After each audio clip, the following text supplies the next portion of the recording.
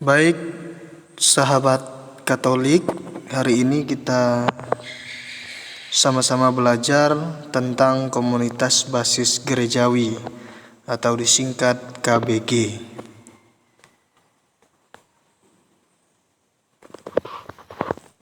Pertama, kita berbicara tentang istilah KBG terlebih dahulu. Istilah KBG, komunitas basis gerejawi, populer di Indonesia pada tahun 2000, yaitu ketika Sidang Agung Gereja Katolik Indonesia tahun 2000 mencanangkan tema memberdayakan komunitas basis menuju Indonesia baru. Sejak itu, di setiap keuskupan menyerukan gerakan KBG tersebut. Jadi inilah sejarahnya ya, sekitar tahun 2000. Kemudian selanjutnya kita mau melihat sifat, ciri, dan aktivitas KBG. Perlu kita sadari bahwa seluruh kegiatan atau program pastoral adalah untuk membangun persekutuan atau koinonia ya. KBG adalah komunitas-komunitas kecil yang dibangun dalam komunitas besar. Gereja adalah komunitas yang tersusun dari kelompok-kelompok kecil. Masing-masing kelompok terdiri dari sekumpulan orang maksimal 5-10 keluarga yang kalau secara teritorial mereka tinggal berdekatan atau bertetangga dalam satu lingkungan, atau dalam kelompok kategorial terdiri dari 5-12 jiwa. Nah, ini yang perlu kita perhatikan. 5-10 keluarga ini jelas bertetangga atau rumahnya berdekatan agar nyaman untuk bisa ketemu dan bisa melaksanakan kegiatan-kegiatan rohaninya. Adapun kelompok kategorial terdiri dari 5-12 jiwa. Ini lebih sedikit lagi orangnya ya. Ini 5-12 jiwa. Jadi ini orangnya 5-12 orang begitu. Selanjutnya sifat dan ciri KBG. Yang pertama, karena jumlah yang kecil, relasi, komunikasi, dan koordinasi menjadi semakin intensif, saling mengenal secara mendalam satu sama lain. Jelas ya, kalau orangnya sedikit kan mudah untuk relasi, komunikasi, koordinasinya lebih mudah. Kemudian yang kedua, umat sampai di akar rumput mengalami satu keluarga komunio, saling mengunjungi. Yang pertama, memperhatikan, membantu, sharing, mendoakan, dan melakukan aktivitas secara mendalam. Jadi sampai pada kegiatan-kegiatan akar rumput, saling mengunjungi, memperhatikan, membantu, sharing, mendoakan, dan melakukan aktivitas secara mendalam. Ini secara mendalam ini maksudnya hati ke hati, ikatan kekeluargaannya timbul begitu. Jadi tidak ada keraguan lagi, tidak ada rasa tidak nyaman lagi antara satu dengan anggota KBG yang lainnya. Kemudian yang ketiga, secara rohani, pengalaman iman dapat di-share secara mendalam tanpa sekat suku. Nah, ini yang pertama. Dan latar belakang, mau dia miskin, kaya, cacat, punya masa lalu buruk, punya keluarga yang buruk, dan bermuka tidak ganteng, bermuka tidak cantik, bermuka jerawat, tidak ada urusannya. Tapi ini tetap nge-share pengalaman imannya. Semuanya mempunyai pengalaman yang berbeda-beda pasti. Tuhan Yesus dialami secara intim, secara pribadi. Pada saat Tuhan Yesus memulai perutusannya melalui pembaptisan Yohanes, terdengar sabda, "Inilah putra kesayanganku, dengarkanlah dia." Nah, jelas ya. Jadi KBG ini bersifatnya atau bercirinya kepada iman kita, pengalaman kita melalui hidup kita, dan turut serta sesuai ajaran Tuhan Yesus. Dalam kelompok kecil ini, mereka hidup mendengarkan sabda dan ajarannya secara ampuh. Nah, jadi jelas pegangan kita adalah kitab suci, belajar dari sumber-sumber kitab suci mengenai kehidupan. Jadi yang jelas bukan hanya suatu kelompok biasa, bukan hanya suatu pertemuan biasa, tapi pertemuan yang dasarnya adalah dikumpulkan oleh kitab suci sendiri, begitu. Kemudian yang keempat, dalam KBG inilah wujud konkret gereja dialami dan juga dihadirkan dalam masyarakat sehari-hari. Melalui kelompok kecil ini, mereka bukan hanya mendengarkan tetapi juga melaksanakan, mewujudkan sabda melalui kegiatan basis gerejawi. Rahmat panggilan baptis diwujudkan dalam kehidupan sehari-hari. Nah, puncak KBG ini adalah sampai pada prakteknya, melaksanakan dan mewujudkan ajaran cinta kasih, tolong menolong satu sama lain, dan lebih dekat lagi. Jangan sampai KBG ini malah menimbulkan sesuatu yang buruk di dalam sesama umat Katolik atau sesama anggota KBG itu. Kemudian yang kelima, KBG adalah komunitas ekaristis.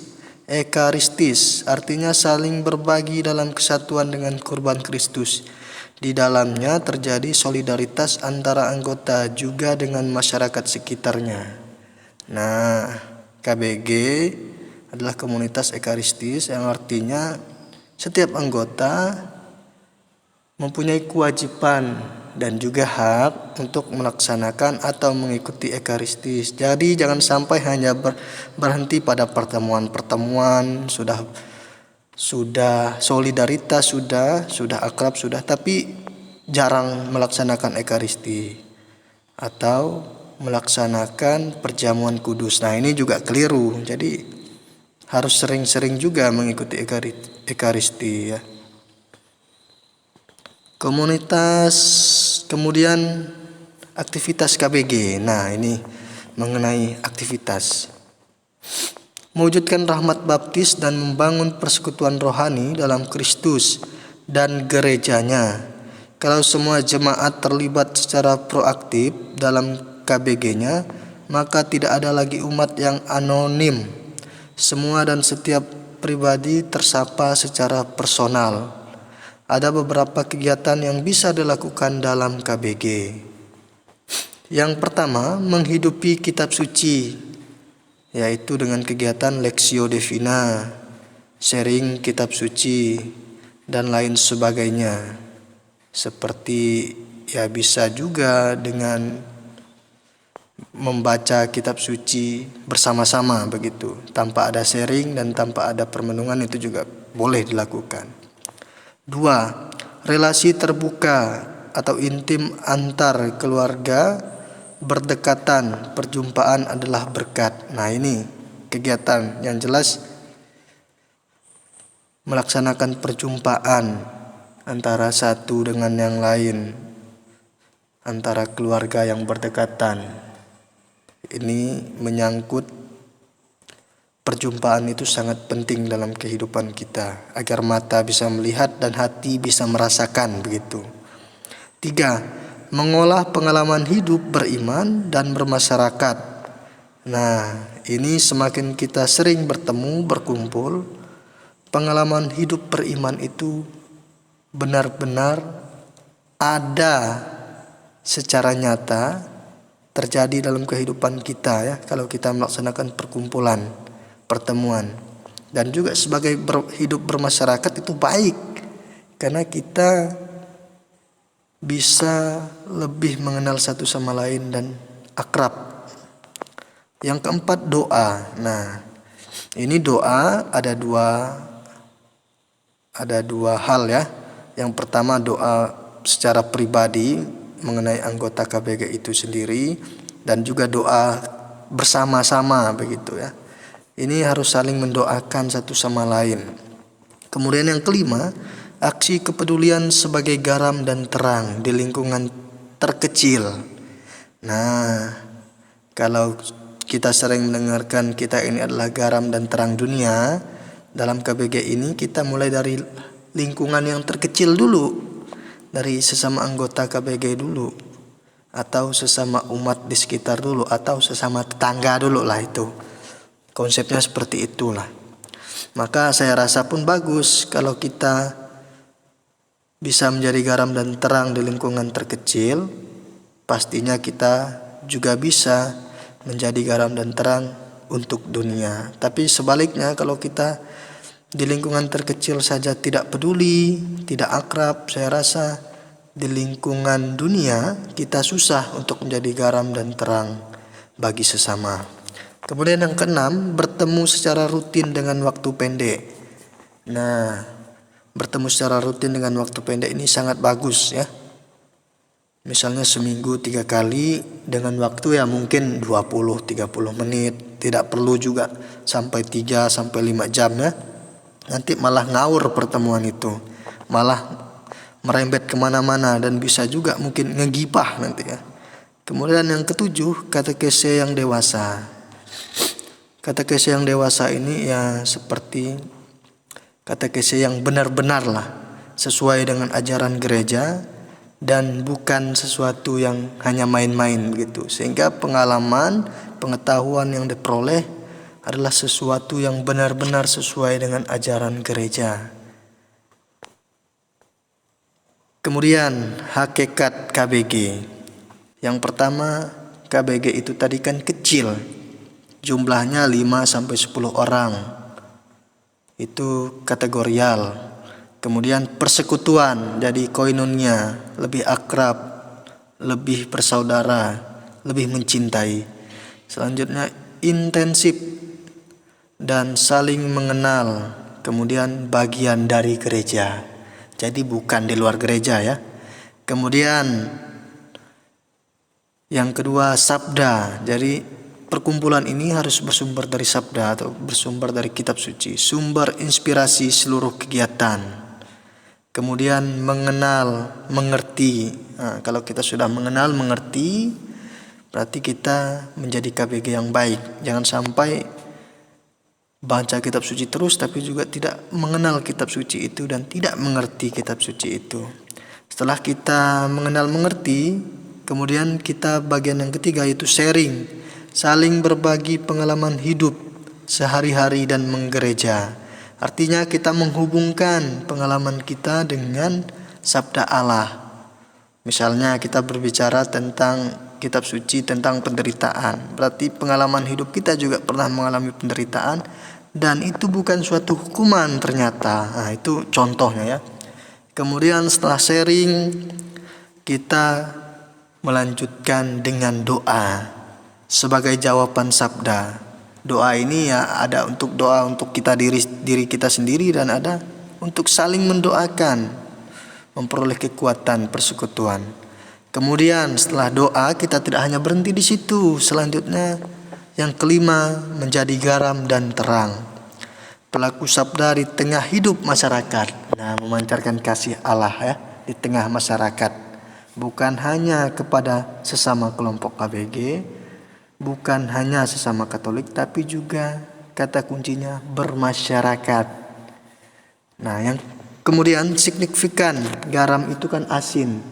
Artinya bisa memberikan rasa kepada orang lain begitu. Yang pastinya rasa yang baik ya. Kemudian relevan, terang, menyinari, sama ya. Menyinari.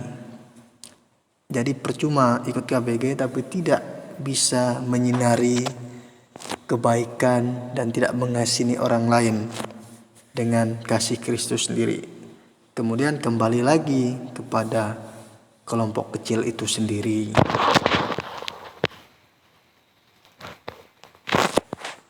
Ini lebih singkatnya ya. Kecil, sabda Allah, sharing pengalaman, doa, garam dan terang dunia. 3 pilar KBG. Yang pertama, inspirasi. Kita memperoleh inspirasi itu dari kitab suci dan doa. Allah memerintah dalam hati yang kuat berakar dari firman-Nya. Jadi firman Allah sendirilah yang kita jadikan inspirasi kelompok basis gerejawi ini. Yang kedua, relasi kecil, intim, personal ya. Kecil, terbuka, dan personal. Mendasarkan segala relasi kita pada belas kasih Allah. Jelas ya. Kita meniru relasi kita. Relasi kita harus berdasarkan relasi yang diajarkan oleh Tuhan Yesus sendiri ya. Kemudian yang ketiga, aksi. Nah, kegerejaan dan sosial kemasyarakatan. Kerajaan Allah terbuka bagi semua orang. Jelas. Kita tidak hanya berhenti pada inspirasi, tetapi juga harus sampai pada relasi, dan puncaknya adalah sampai pada aksi atau praktek secara nyata. Baik, sebagai penutup, satu-satunya yang bertanggung jawab menjaga semangat saya adalah diri saya sendiri.